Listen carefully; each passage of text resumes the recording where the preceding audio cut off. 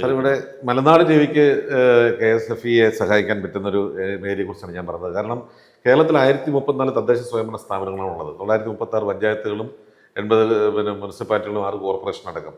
ഇവിടങ്ങളിലെല്ലാം മലനാട് ടിവിക്ക് ഇന്ന് സാമൂഹ്യ പ്രതിബദ്ധതയുള്ള പ്രവർത്തകരെ ഞങ്ങൾ സിറ്റിസൺ ജേർണലിസ്റ്റുകൾ എന്നുള്ള നിലയിൽ ആക്കിയിട്ടുണ്ട്. അവർ അഡ്മിന്മാരായിട്ടുള്ള ഓരോ ഗ്രൂപ്പ്, ഓരോ പഞ്ചായത്തിൻ്റെയും പേരിൽ Malanad T V, MNTV CJ group എന്ന് പറഞ്ഞ് നമ്മൾ സിറ്റിസൺ ജേർണലിസ്റ്റ് ഫോറം ഗ്രൂപ്പുണ്ട്. അതിൽ ഞങ്ങളിപ്പം ഒരു വലിയ ക്യാമ്പയിനായിട്ട് അത് വളർന്നുകൊണ്ടിരിക്കുന്നു. അതിൻ്റെ തന്നെ M-Shopee എന്ന് പറയുന്ന ഒരു ആപ്ലിക്കേഷനിലൂടെ അവർക്ക് 100% ഓർഗാനിക് ആയിട്ടുള്ള ഭക്ഷ്യോൽപ്പന്നങ്ങൾ നൽകാനുള്ളൊരു ശ്രമം നടത്തിക്കൊണ്ടിരിക്കുന്നത്. ഇവിടെ ഈ പറയുന്ന അത്രയും പേരും വിവിധ ജോലികളിൽ ഏർപ്പെട്ടിരിക്കുന്നവരാണ്. എന്നാൽ അവർക്ക് സാമൂഹ്യമായിട്ടൊരു പ്രതിബദ്ധതയുണ്ട്, സമൂഹത്തിനെ സേവനം ചെയ്യണമെന്ന് ആഗ്രഹിക്കുന്നുണ്ട്. അവരെ നമുക്ക് പഞ്ചായത്ത് തലത്തിലുള്ള വോളണ്ടിയർമാരായിക്കൂടെ? കേരളത്തിലെ പരമ്പരാഗതമായ ചില മേഖലകളുണ്ട്. ഇപ്പോൾ കൈത്തറി, ഖാദി. ഇപ്പോൾ എല്ലാ ഓണക്കാലത്തും ചിട്ടിയിൽ ചേരുന്നവർക്കെല്ലാം ഒരു സമ്മാനം കൊടുക്കുന്ന പദ്ധതിയുണ്ട്. അല്ലാതെ തന്നെ റെഗുലറായി കൊടുക്കുന്നുണ്ട്. ഇപ്പോൾ 10 പേരിൽ ഒരാൾക്ക് 2000 രൂപയുടെ പെട്രോ കാർഡ് കൊടുക്കുന്നുണ്ട്. Very good.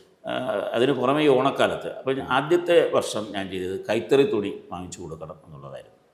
മറ്റേ നേരത്തെ അതായിരുന്നില്ല. ഒരു സംരംഭ മേഖലയെ ഓണക്കോടി വാങ്ങിച്ചു കൊടുക്കും. അത് മാറ്റിയിട്ട് കൈത്തറി ആയിരിക്കണം വാങ്ങിച്ചു കൊടുക്കുക. അടുത്ത കൊല്ലം ഖാദി, പിന്നീട് കഴിഞ്ഞ വർഷം കൊടുത്തത് ഖാദി ആയിരുന്നു.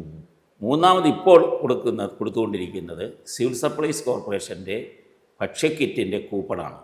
അപ്പോൾ നേരത്തെ പറഞ്ഞതുപോലെ ഈ വെച്ച നിർദ്ദേശം നമ്മളെ പരിഗണനയിലില്ല. ചെയർമാൻ എന്നുള്ള നിലയിൽ മാത്രം ഞാൻ മറുപടി പറയേണ്ട ഒരു കാര്യമല്ല. തീർച്ചയായിട്ടും അതും പരിഗണിക്കാവുന്ന ഒരു കാര്യമാണ്. പ്രത്യേകിച്ചും ഈ പറയുന്ന പ്രോഡക്റ്റുകൾ നമുക്ക് പ്രൊമോട്ട് ചെയ്യാൻ KSFE മുഖാന്തരം, KSFEയിൽ ചിട്ടിക്ക് ചേരുന്ന ആളുകൾക്ക് ഇപ്പോൾ നമ്മളിപ്പോൾ കൊടുത്തുകൊണ്ടിരിക്കുന്ന പെട്രോ കാർഡിന് പകരം അല്ലെങ്കിൽ മറ്റേതെങ്കിലും സംവിധാനത്തിന് പകരം ഇത്തരം കാര്യങ്ങൾ എത്തിച്ചു കൊടുക്കാൻ, നാട്ടിൽ വീടുകളിൽ എത്തിച്ചു കൊടുക്കാൻ ഈ പറയുന്ന സംരംഭങ്ങളെ ഉപയോഗപ്പെടുത്താനാവുമോ എന്നുള്ളത് ഗൗരവമായി ആലോചിക്കേണ്ടതാണ്. തീർച്ചയായും